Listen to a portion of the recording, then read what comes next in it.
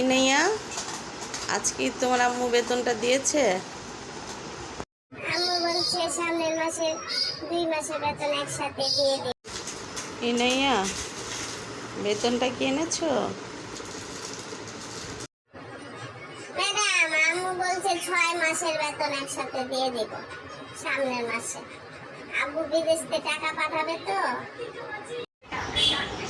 3 মাস হয়ে গেল তোরে বেতন দেয় না, তুই আবার কি এর লেগে পড়াবি? এগোরে ছাইরা দে, এর আর কোনো সময় তোর টাকা দিব না, এগোরে আর পড়াইস না। থাক আন্টি, পড়ুক।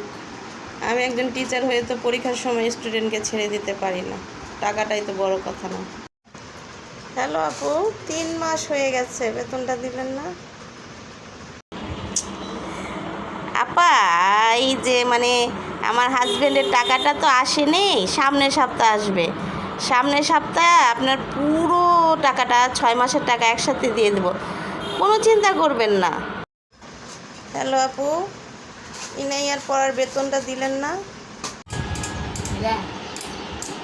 ম্যাডামের ফোন এসেছে, ফোনটাকে এক্ষুনি ব্লক করতে হবে, নাম্বারটাকে, নইলে আমার টাকা দিতে হবে।